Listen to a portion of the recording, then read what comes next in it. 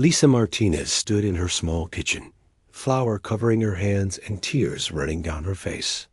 The cookie dough sat forgotten on the counter as she stared at the official letter from the Space Navy.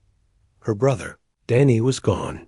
The letter said he died protecting a refugee ship during the human-Centauri border conflict. It said he was brave. It said he saved lives. But it did not bring him back. Lisa had been making cookies for her third-grade class when the news came. Now she could not stop making them. Batch after batch came out of her oven. Chocolate chip, oatmeal, sugar cookies with little star shapes. She made enough cookies to feed her entire school in Denver. What am I going to do with all these? She asked her empty apartment. Then she remembered Danny's last video message. He had told her about his squad, his friends in the 7th Fleet.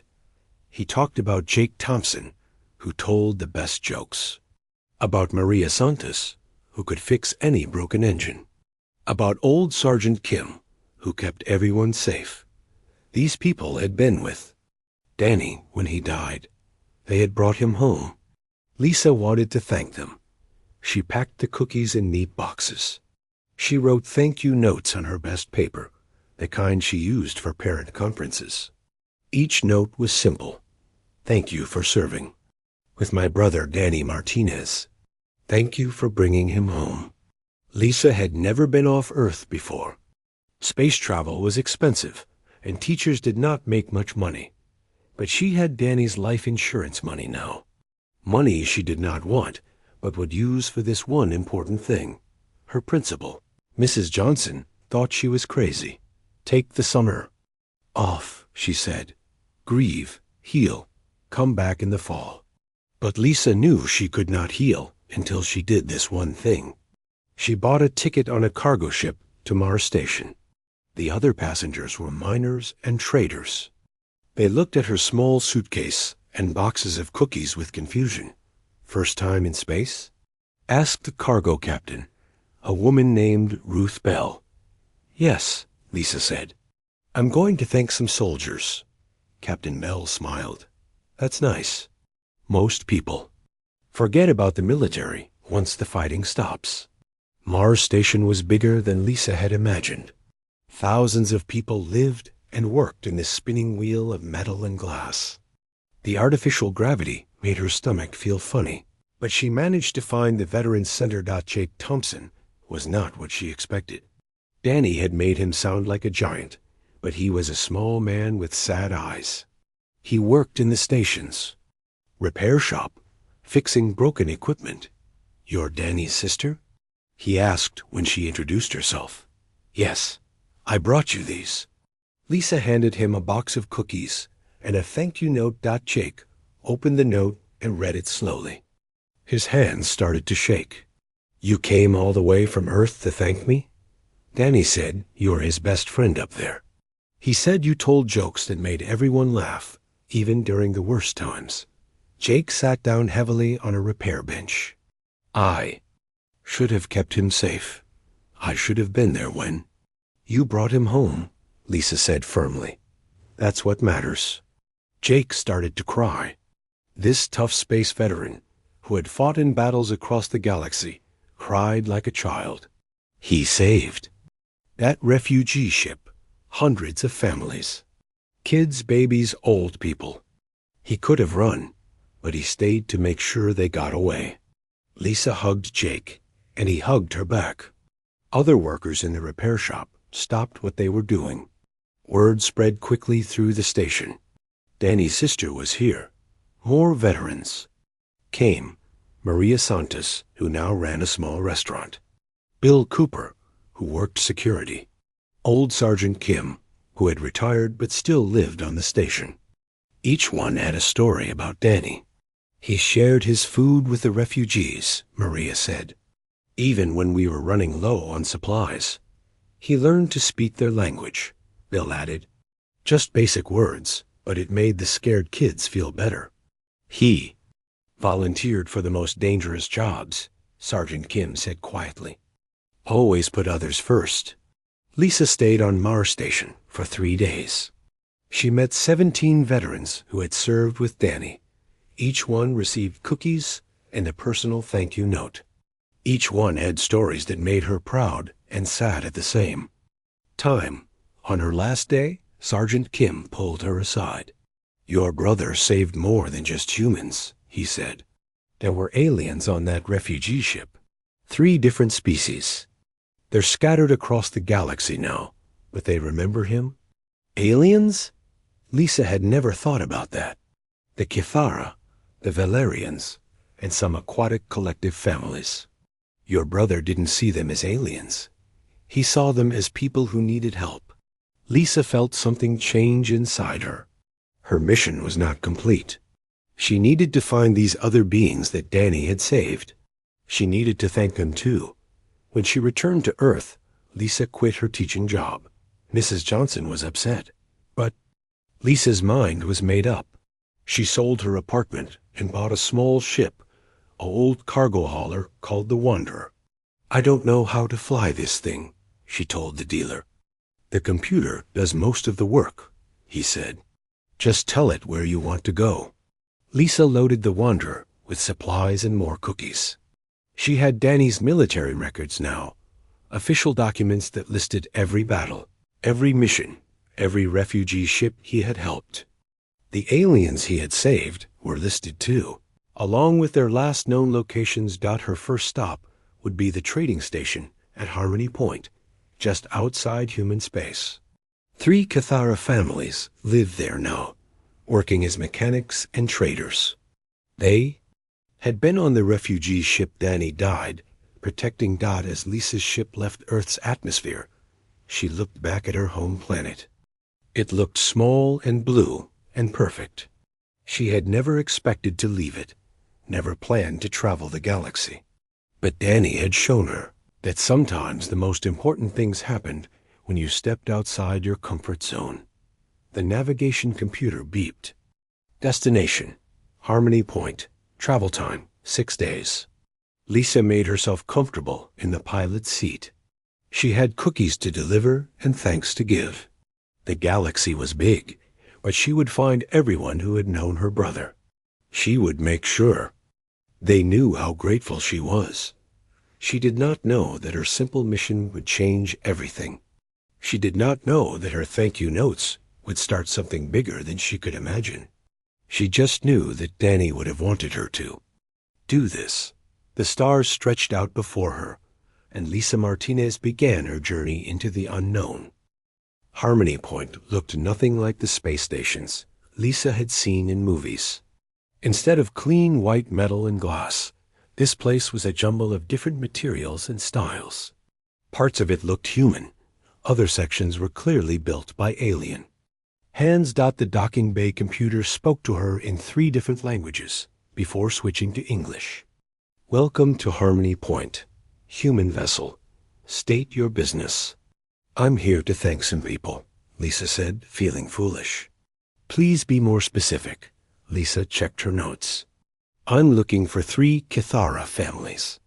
The Zix-Thala clan, the Hithanela group, and the Morkith family. They were refugees from the border conflict." There was a long pause. "You may dock at Bay 7. A security officer will meet you." Lisa had never seen a Kithara before. She knew they looked like giant insects, but the being waiting for her in the docking bay was beautiful in a way she had not expected. Its shell was deep purple with silver markings, and its forearms moved with perfect grace. "I am Security Chief Vexstar," it said through a translation device. "You seek the refugee families?" "Yes. My brother helped save them during the war. I want to thank them." The Kithara's head tilted in what might have been confusion. "You are human. Why do you thank those who are not your kind?" "They're people," Lisa said simply. "My brother died protecting them. They matter." Vexstar studied her for a long moment. "Follow me. But know that the families you seek may not welcome you. Humans are feared by many." The station's corridors were a maze of different gravity levels and atmospheres. Lisa's translation device worked over time as she heard dozens of alien languages. She saw beings she could not even begin to describe. Some looked like living crystals, others like walking plants, and some were just clouds of glowing gas. They stopped at a section marked with Kithara symbols. The air here was thicker and smelled like flowers. Vexstar knocked on a door with a complex pattern. The door opened to reveal another Kithara, this one smaller and more colorful. It took one look at Lisa and tried to close the door. "Wait," Lisa said quickly. "I'm Danny Martinez's sister. He helped save your family during the war." The Kithara froze. "You are the sister of the Deathworlder who carried Hithanaila? Deathworlder?" Lisa asked. Vex single quotes Tar explained, "Humans come from a world so dangerous that most species could not survive there. This makes you unpredictable, violent. Many fear you." "I'm a teacher," Lisa said. "I make cookies. I'm not violent." The door opened. Wider. The Kithara inside spoke rapidly in its own language.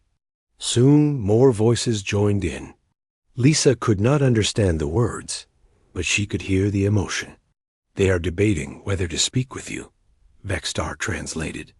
"Some remember your brother with honor. Others say humans cannot be trusted." Lisa reached into her bag and pulled out a small wrapped package. "I brought these from Earth. I researched what Kithara like. They're meditation stones from the Colorado mountains." The arguing stopped. The Kithara at the door took the package with two of its hands. It unwrapped it carefully and held up a smooth, dark stone. "You researched our customs?" it asked. "I spent 3 months learning about Kithara culture. I wanted to show proper respect." The door opened fully. "I am Zixthala, war dancer of the Third Circle. Your brother Danny saved my family. Please, enter our home." The Kithara living space was unlike anything Lisa had ever seen. The walls curved and flowed like water, and soft music played from hidden speakers. 3 adult Kithara and several smaller ones gathered around Lisa. "Tell us of your brother," Zixthala said. "We wish to honor his memory properly." Lisa shared the stories she had collected from the human veterans. She told them about Danny's jokes, his kindness, his courage. The Kithara listened with intense attention. "He carried my wounded mate for 3 miles, said one of the adults, under enemy fire. A human would have left us behind." "No," Lisa said firmly. "Danny never left anyone behind. That's who he was." The smallest Kithara, clearly a child, approached Lisa shyly. "The Danny human gave me this," it said, holding up a small toy soldier. "He said it would protect me." Lisa's eyes filled with tears. She had given Danny that toy when he first joined the military. "Keep it safe," she whispered as the day went on. More alien families came to meet Lisa. The Valerians arrived in a shower of crystal music, their transparent bodies chiming with each step. The aquatic collective representatives came in mobile water tanks, their tentacles dancing as they spoke. Each group had the same reaction. First fear, then suspicion, then wonder when they realized Lisa was there to thank them, not to demand anything. "Your brother saved our egg clutch," said one of the aquatic beings. "We named 3 of our young after him." "He shared his food with our crystal singers," added a Valerian, "even when his own people were hungry." Lisa spent a week on Harmony Point. She met 43 alien families that Danny had helped save. Each one received a personal thank you note and a small gift from Earth. Each one shared stories of her brother's heroism. But she also learned something troubling. The alien families spoke of disturbing news from the outer galaxy. Something was coming, something that made even the bravest warriors afraid. "The Devourers," whispered an old Kithara elder. "They consume entire worlds. They have returned." "What are Devourers?" Lisa asked. "Ancient machines," the elder explained. They eat planets, stars, everything. Long ago, they came before. Many species fled or died. Now they come again. Can't we fight them? The elder's shell darkened. No species has ever defeated them. The galactic government says we must run. Hide. Hope they pass us by. Lisa felt a chill. What about the military? The fleets? They will evacuate what they can. But fight? No, the devourers are too strong. That night, Lisa sat in her small ship, thinking. All these aliens, all these people Danny had saved, they were going to run from this new threat.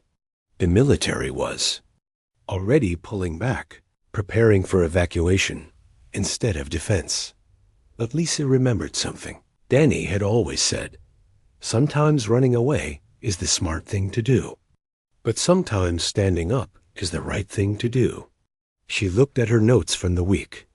43 families, hundreds of individuals, all grateful to humanity, all remembering Danny's sacrifice. They trusted her because she had come to thank them. Instead of asking for something, an idea began to form in her mind. A crazy, impossible idea. The next morning, Lisa met with Vexstar and the other community leaders. I want to ask you something, she said. What if we didn't run from the devourers? That is suicide. Maybe. But what if we fought together? All of us, all the species? What if we made them work for every system they want to take? The leaders exchanged glances. Human, Vexstar said slowly, you speak of war against an enemy that has never been defeated. I speak of not going quietly, Lisa replied. My brother didn't run when that refugee ship was in danger. He stayed and fought.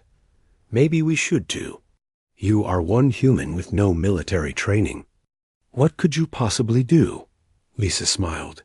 I can bake cookies. I can write thank you notes. I can bring people together.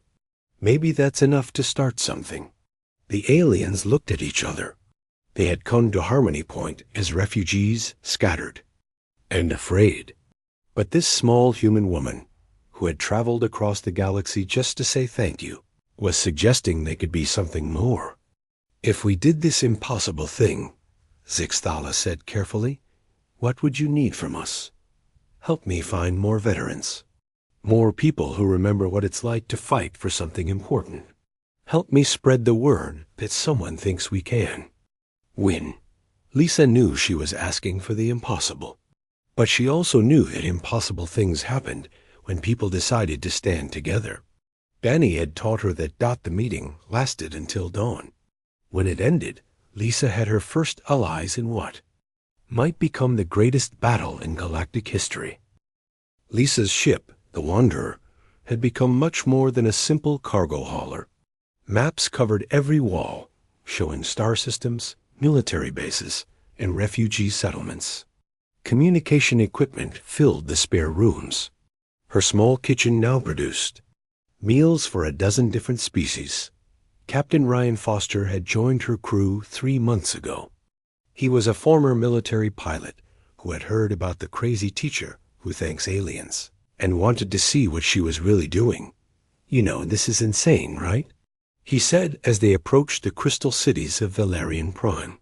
People keep telling me that, Lisa replied. But insane doesn't mean wrong. The Valerian homeworld was beautiful beyond description. Entire cities were grown from living crystal, singing in harmonious frequencies that made the air itself glow. Lisa had learned to appreciate the music, though it gave her headaches at first. Commander Helen Long was waiting for them at the diplomatic compound. She was a career diplomat who had spent 10 years trying to improve humanity's reputation through proper channels. Lisa, you need to stop this, Helen said without greeting. The Galactic Council is talking about restricting human travel. Your activities are being seen as a threat. Thanking people is a threat. Organizing a military resistance without authorization is a threat. You're not a diplomat or a military officer. You're a teacher who's gotten in over her head. Lisa poured tea for both of them, a skill she had learned from the Valerians. What did your official channels accomplish, Helen? We've built relationships. We've shown that humans can be trusted partners. And now everyone's running from the Devourers. All those careful relationships, all that trust, and the galactic government has decided to abandon half the galaxy. Helen sighed, because fighting the Devourers is suicide. They've never been defeated. Every species that tried to stand against them was wiped out. Then maybe no one tried hard enough. Their conversation was interrupted by the arrival of a Valerian delegation. The crystal beings moved like living music, their bodies chiming with each step.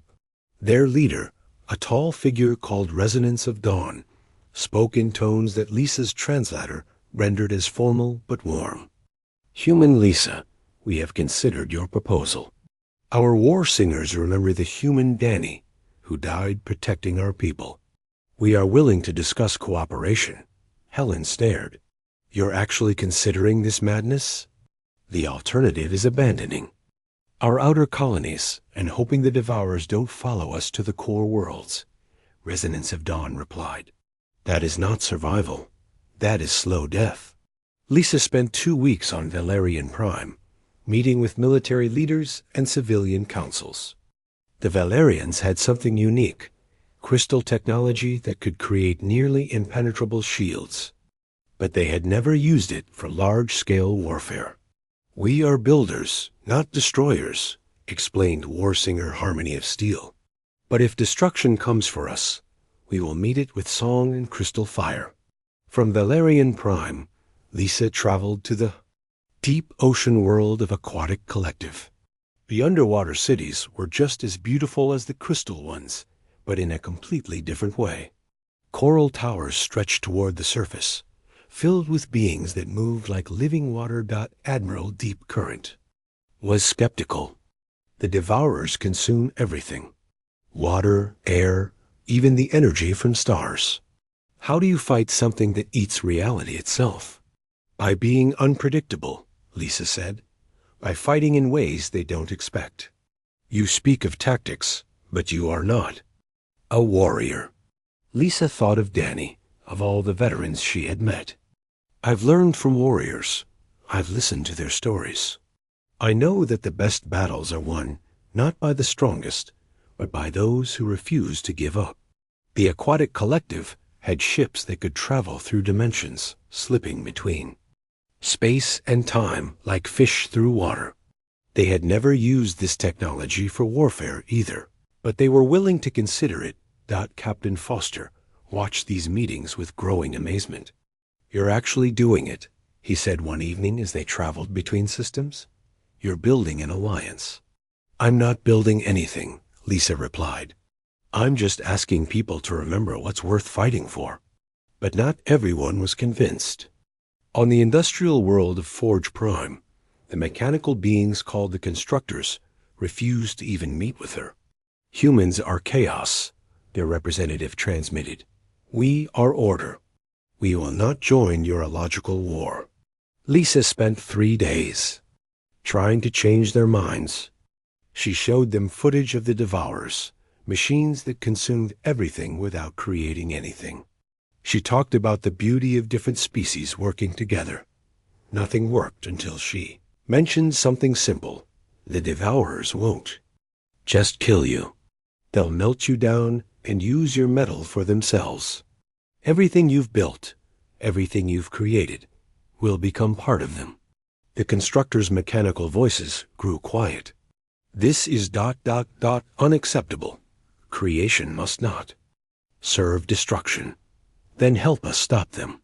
5 months after leaving Harmony Point, Lisa had visited 37 worlds.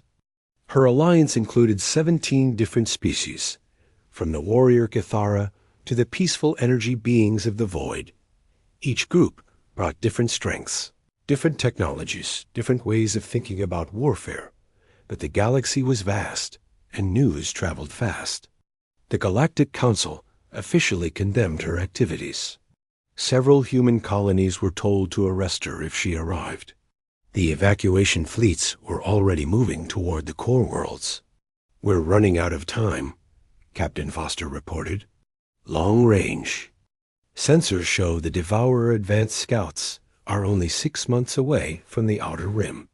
Lisa looked at her maps, covered in pins showing Allied worlds and military assets.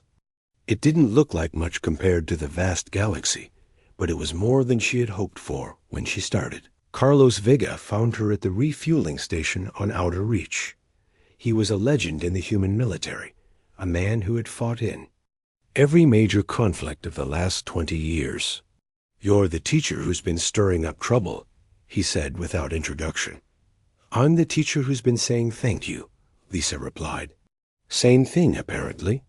The brass wants me to shut you down." "Are you going to?" Vega studied her for a long moment. "Depends. Show me what you've got."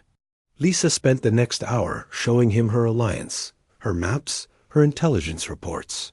Veterans from dozens of species had been sharing information with her, creating a picture of the galaxy's defenses that no single military organization possessed. "This is impressive," Vega admitted. "But it's not enough to stop the Devourers. Maybe not. But it's enough to make them work for their victory. And maybe, if we're smart and lucky and completely insane, it's enough to hurt them." "You're talking about sacrificing millions of lives on a maybe." "I'm talking about giving millions of lives a chance to matter. The evacuation plan abandons half the galaxy. Half the galaxy, Admiral. Billions of beings who won't make it to the core worlds." Vega was quiet for a long time. "What do you need?" "Military expertise. Someone who knows how to turn a bunch of volunteers into a real fighting force. I can't do it officially. The government would have me arrested. I'm not asking you to do it officially. I'm asking you to do it because it's right." 2 weeks later, Admiral Vega resigned from the human military. He joined Lisa's crew aboard the Wanderer, bringing with him a small group of officers who believed in fighting impossible battles. "You know," he said as they planned their first joint operations, "when I was a young officer, I thought the key to winning wars was superior firepower and perfect strategy. What changed your mind? I met soldiers like your brother. People who fight not because they can win, but because they can't bear to lose. Sometimes that's enough." Lisa looked out at the stars, thinking of Danny and all the veterans she had met. In 4 months, the Devourers would arrive at the outer rim. Her alliance would be waiting for them. It might not be enough to win, but it would be enough to fight. And sometimes, Lisa was learning, that was where victory began. The Wanderer had grown into something more than a ship. It was now the mobile headquarters of what the galaxy's news networks called the Last Stand Coalition. Lisa's small cargo hauler had been joined by vessels from 17 different species, creating a fleet that looked like nothing any military academy had ever imagined. Admiral Carlos Vega stood in the converted cargo bay that served as their command center. Holographic displays showed the positions of allied forces across the outer rim. Each species had contributed what they could. The Cathara provided their warrior castes. The Valerians offered their crystal shield technology. The Aquatic Collective shared their dimensional shift ships. "It's the most diverse fleet in galactic history," Vega told Lisa. "It's also the most impossible to command." "Why?" Lisa asked, genuinely curious. "Because every species fights differently. The Cathara charge straight ahead. The Valerians prefer defensive positions. The Aquatic Collective hit and run. The energy beings don't even fight in the same dimension as everyone else. So we let them fight their own way." Vega shook his head. "Military doctrine says you need unified command, coordinated strategy, clear chains of authority. This," he gestured at the mixed fleet, "is chaos. Maybe chaos is what we need." There, conversation was interrupted by an urgent message from the outer rim. The first Devourer scout ships had been detected entering the galaxy. They were 3 months ahead of schedule. Captain Foster brought the news to Lisa personally. Long-range sensors show 50 scout ships heading straight for the outer colonies. They're not bothering with stealth. Lisa felt a chill. How long? Until they reached the first settlements? 6 days. A command center erupted in activity. Representatives from every allied species began speaking at once, their translators creating a cacophony of voices. Plans were made and discarded in minutes. Arguments broke out over tactics, positioning, and priorities. "This is exactly what I was afraid of," Vega said quietly. "When the shooting starts, this alliance will fall apart." But Lisa was watching something else. In the corner of the command center, small groups of beings were having quieter conversations. A Chuthara warrior was showing an aquatic collective scout how to read human sensor displays. A Gelarian crystal singer was teaching a human engineer how to harmonize shield frequencies.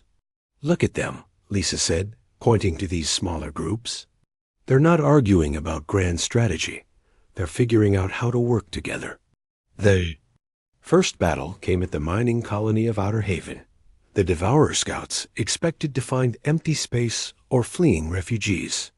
Instead, they found a mixed squadron of 30 ships waiting for them. Lisa watched the battle through the command center's displays. The Cathara ships charged the enemy formation, drawing their fire. The Valerian vessels created crystal barriers that confused the Devourer targeting systems. The aquatic collective ships popped in and out of normal space, attacking from impossible angles. "It's working," Foster said with amazement. "They're actually coordinating without anyone telling them how."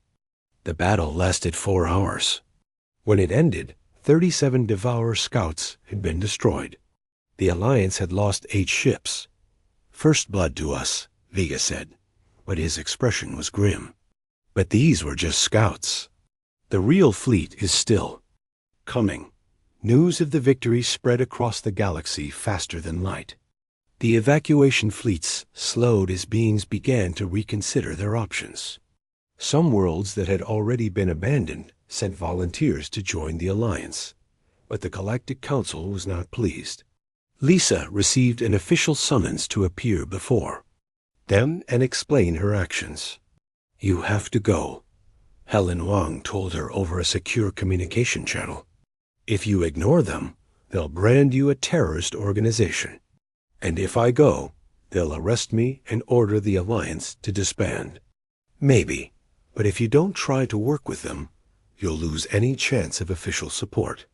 Lisa made the journey to Galactic Central, the massive space station that served as the government's headquarters. The Wanderer was escorted by Council security ships, making it clear that she was more prisoner than guest. The Council chamber was an impressive sight. Representatives from 200 species sat in a vast circular room, their various forms creating a living rainbow of galactic diversity. At the center, a holographic display showed the current galactic situation: Devourer forces advancing from the outer rim, evacuation fleets moving toward the core, and Lisa's alliance marked in disputed territory. Lisa Martinez of Earth. Council speaker announced, "You stand accused of unauthorized military operations, inciting rebellion, and endangering civilian populations. How do you answer?" Lisa stood at the center of the chamber, feeling very small and very human. "I answer that I'm trying to save lives. By starting a war you cannot win? By refusing to abandon half the galaxy without a fight." The questions came from all sides.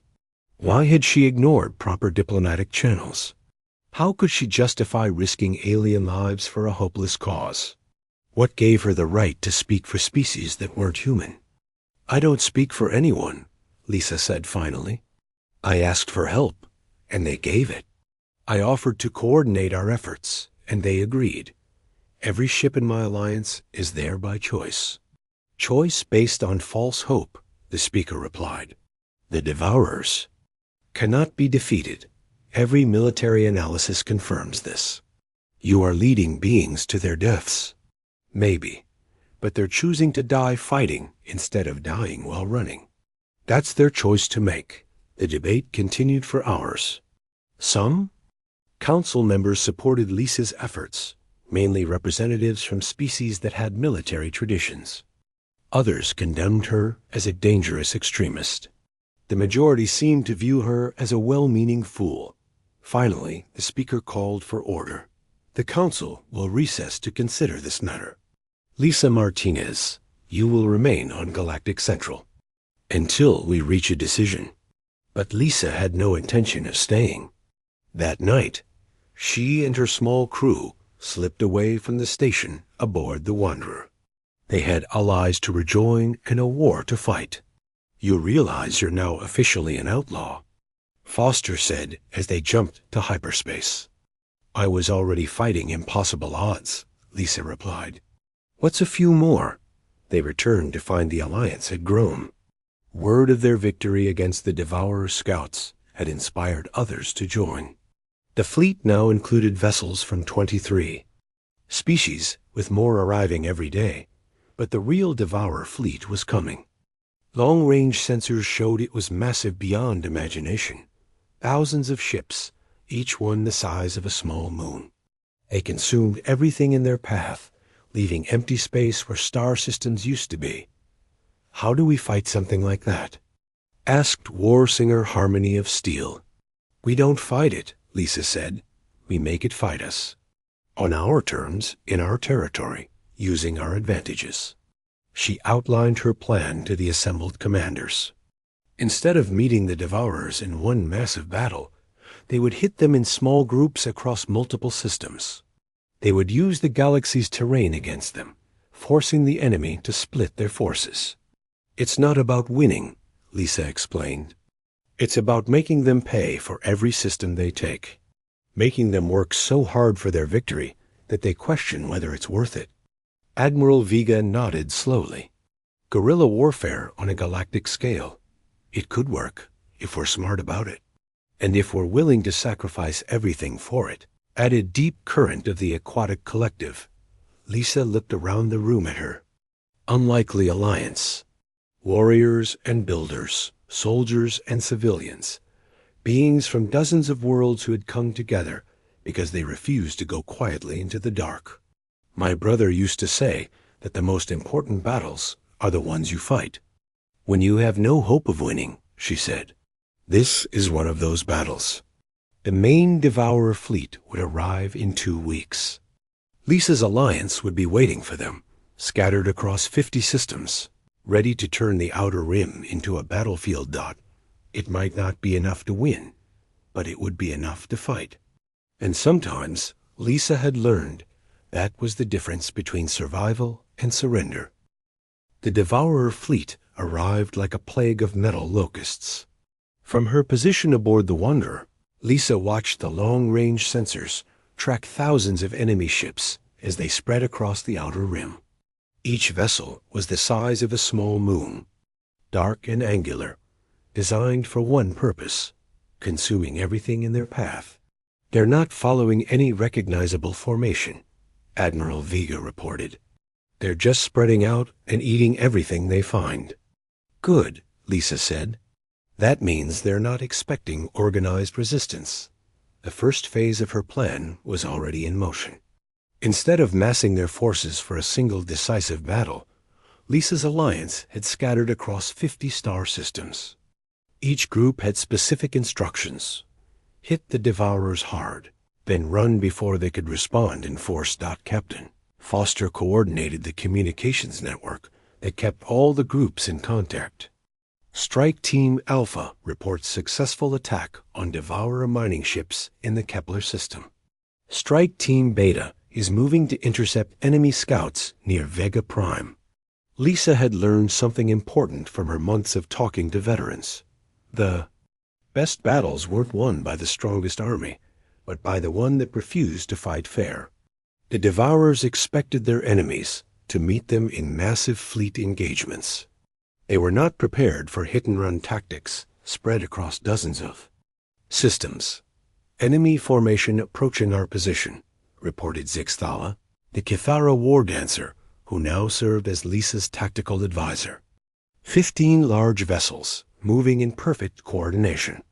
Perfect coordination, Lisa repeated thoughtfully. Admiral, what does that tell us? Vega studied the sensor readings. They're networked. All their ships are connected, sharing information. Instantly, it makes them incredibly efficient. And incredibly predictable. Foster, send a message to all strike teams. I want them to do something the Devourers won't expect. What's that? Stop coordinating. Tell everyone to attack however their species fights naturally. No more joint planning, no more unified strategy. Just pure chaos. Vega stared at her. Lisa, that goes against every principle of military strategy. Chaos loses wars. Chaos confuses. Enemies who expect order. The Devourers have fought for thousands of years against organized military forces. They've never faced an enemy that fights with deliberate randomness. The first test came an hour later. A Devourer battle group attacked the mining colony of Haven's Rest, expecting to find the usual desperate defense or complete evacuation. Instead, they found 12 ships from 6 different species, each one fighting according to its own instincts. The Kithara charged straight at the enemy formation, screaming war songs that their translators couldn't render. The Valerians formed defensive crystal barriers in impossible geometric patterns. The aquatic collective ships disappeared into dimensional space and reappeared at random intervals. The energy beings attacked on frequencies that normal matter couldn't detect.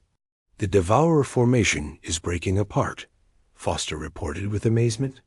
They can't coordinate their response because they can't predict what we'll do next. Lisa watched the battle through the sensor displays. The enemy ships were trying to adjust their formation to counter each type of attack, but by the time they repositioned, the targets had changed tactics completely. It's working, Vega said quietly. Dear God, it's actually working. The victory at Haven's Rest was just the beginning. Across the outer rim, Lisa's chaotic strategy was proving effective. Devourer fleets that had swept through organized defenses for millennia found themselves struggling against enemies who refused to fight according to any logical pattern. But the war was far from over. The Devourers began adapting, sending larger fleets to overwhelm the scattered alliance forces. Some of Lisa's groups were destroyed, their crews lost in the dark between stars. We're losing too many people, Deep Current reported during one of their strategy meetings. My scouts report that 7 strike teams have gone silent in the last week. The cost is heavy, agreed Resonance of Dawn. But the alternative was surrender without fighting. At least now we die with honor. Lisa felt the weight of command pressing down on her. These beings had trusted her, followed her crazy plan, and now many of them were dead. She thought of Danny, of all the veterans who had shared their stories with her. What would my brother do? She asked herself. The answer came from an unexpected source. A message arrived from the Galactic Council, carried by a fast courier ship. It was from Helen Wang. Lisa, I have news from the core worlds. The evacuation fleets are slowing down. Your war is giving people hope. Some of the evacuated populations are demanding to return to their homes. The Council is being forced to reconsider their strategy. More importantly, the message continued, we've been analyzing the battle reports from your campaigns. The Devourers are changing their behavior. They're moving more slowly, using more resources for each attack. You're not just fighting them, you're wearing them down. Lisa called an emergency meeting of all her surviving commanders. The holographic display showed the current state of the war. Red zones where the Devourers had consumed everything, yellow. Zones where fighting continued, and green zones that remained free. We've been thinking about this wrong, Lisa told the assembled beings. We're not trying to defeat the Devourers. We're trying to make them decide that this galaxy costs too much to conquer. War singer Harmony of Steel spoke for many when she asked, "How do we make machines decide anything?" By showing them that every system they take will cost them more than it's worth. By making them work so hard that they calculate it's better to go somewhere else. Admiral Vega nodded slowly. Economic. Warfare on a galactic scale. Force them to spend more resources than they gain. Exactly. And I think we're winning. The final phase of the war began 6 months after the first Devourer scouts arrived. Lisa's alliance had grown to include ships from 31 species, many of them evacuees who had decided to return and fight. The hit-and-run tactics had evolved into something more sophisticated, coordinated chaos that kept the enemy constantly off balance. The decisive moment came at the Battle of Crossroads Station, a major trading hub that controlled access to 5 different star systems. The Devourers sent their largest fleet yet to capture it, 300 ships, moving in perfect formation. Lisa's response was her most chaotic yet. She gathered every available ship from her alliance and told them to attack however they wanted, whenever they wanted, using whatever tactics felt right to their species. The battle lasted 18 hours. When it ended, the Devourer fleet was in full retreat, leaving behind 70 destroyed ships and abandoning their advance on the inner systems. "They're pulling back," Foster reported with disbelief. "Long-range sensors show the main Devourer." Fleet regrouping at the galactic rim. "Calculating their losses," Vega added, "deciding whether this galaxy is worth the cost." 3 days later, the Devourer fleet left the galaxy entirely. Long-range sensors tracked them heading for empty space, between galaxies, searching for easier prey. The war was over. Lisa's impossible alliance had achieved the impossible victory. The celebration lasted for weeks. Beings from across the galaxy came to thank the alliance that had saved their homes. The Galactic Council officially recognized Lisa's coalition and invited her to become the first human ambassador to the Galactic Defense Force. But Lisa declined. She had never wanted a military leader or a diplomat.